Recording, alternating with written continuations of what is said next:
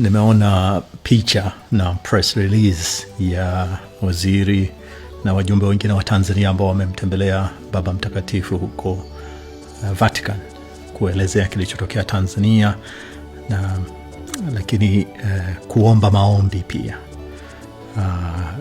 Wanasema serikali inataka kurudisha trust, inataka kurudisha kuleta reconciliation. Mambo mengi, press release ni ndefu, lakini hivyo vitu viwili vimenigusa zaidi.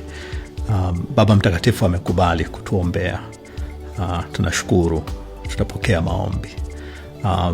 Lakini labda kwa serikali, labda kwa watawala, tuseme wazi tu kwamba maombi pekee hayatoshi.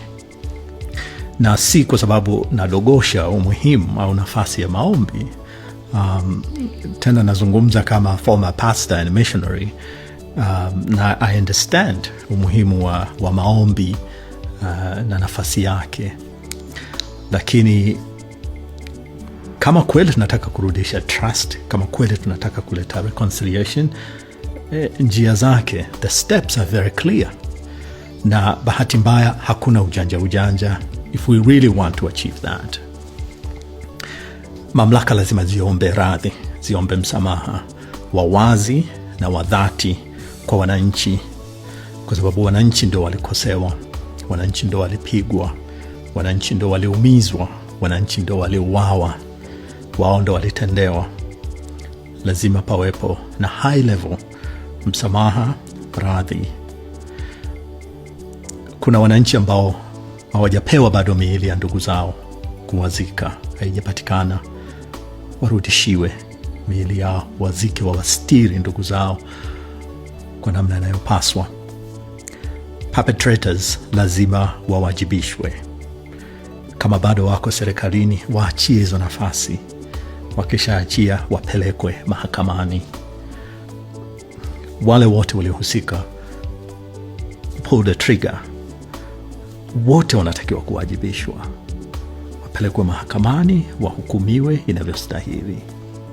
Kama tulikuwa na uwezo wa kukusanya watoto zaidi ya 2,000, tukawasweka magerezani kwa kesi za ajabu kabisa, we can do that kwa security officers will you pull the trigger, wakaua watu. Kama tuweza kuwakusanya watoto wote au nchi nzima na kuwapeleka, tulikuwa na uwezo wa kuwapata mmoja mmoja, tunaweza kuwapata wahusika wote na tukawapeleka mahakamani, wakashtakiwa, wakahukumiwa.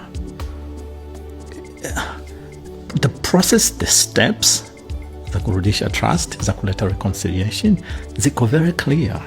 Tunaweza tukafanya vitu vingine vyote, tukazunguka, tukacheza, tukafanya hichi, tukaweka hivi. We will never achieve that. I don't know, trust or reconciliation kwa maigizo. No, we will not. There's no shortcut to that. Lazima tufate steps na hasa uwajibikaji. Hapo ndipo tutaleta reconciliation. Hapo ndipo tunaweza kuanza kurudisha trust kati ya wananchi na watawala.